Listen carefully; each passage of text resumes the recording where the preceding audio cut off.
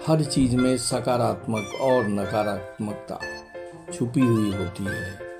समझना हमें है कि हम अपने विचार को सकारात्मकता की ओर ले जाएं या नकारात्मकता की ओर।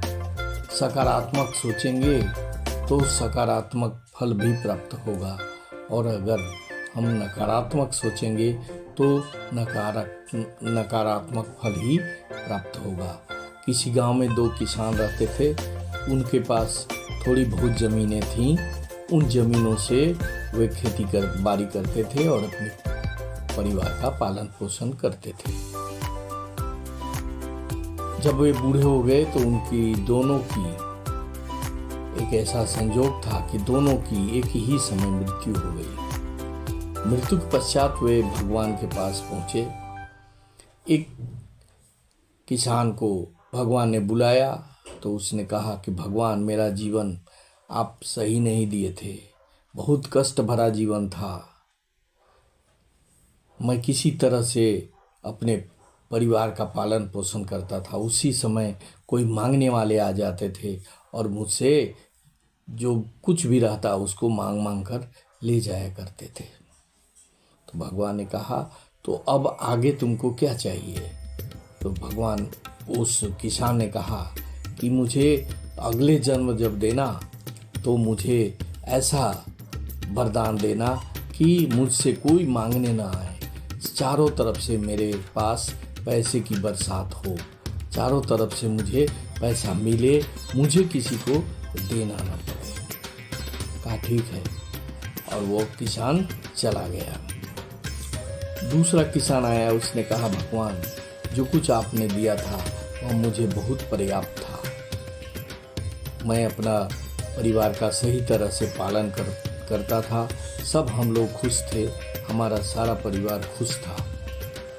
लेकिन एक कष्ट था भगवान, कभी कभी ऐसा हो जाता था कि कुछ लोग मांगने आते थे तो मेरे पास कुछ नहीं रहने के कारण बिना कुछ दिए ही मुझे उन्हें लौटाना पड़ता था। इस आने वाले जन्म में मुझे ऐसा कर दीजिए ताकि मेरे घर से कोई भी भूखा या कोई भी खाली हाथ न लौटे।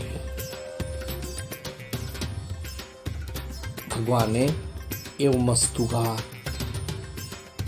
कि ठीक है, जैसा तुम चाहते हो वैसा ही होगा। दोनों का संयोग से जन्म उसी गांव में हुआ। वो पलने बढ़ने लगे।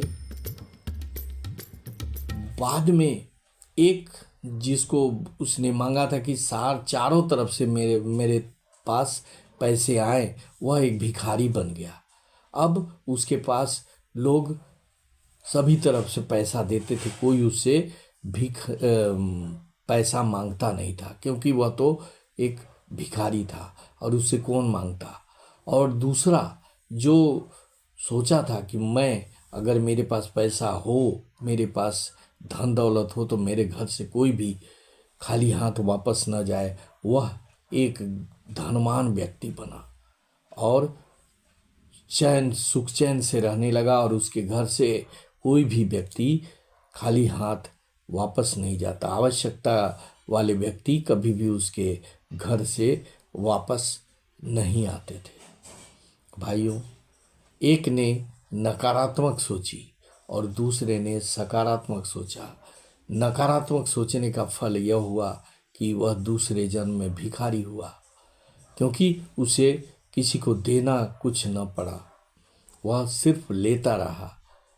और जो व्यक्ति सकारात्मक सोचा, जो कुछ भगवान ने दिया है उसी से खुश रखकर अपना जीवन व्यतीत किया, और जो भी उसे प्राप्त हुआ उसी में वह खुश रहा, और सकारात्मक सोच उसने रखी, जिसके कारण अगले जन्म में वह एक बहुत धनवान व्यक्ति के रूप में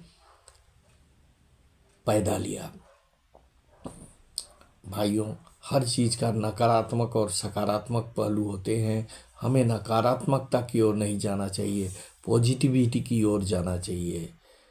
शक्ति, भगवान की शक्ति पर कभी भी उंगली नहीं उठाना चाहिए, क्योंकि भगवान नहीं हो तो हमारा अस्तित्व हो ही नहीं सकता।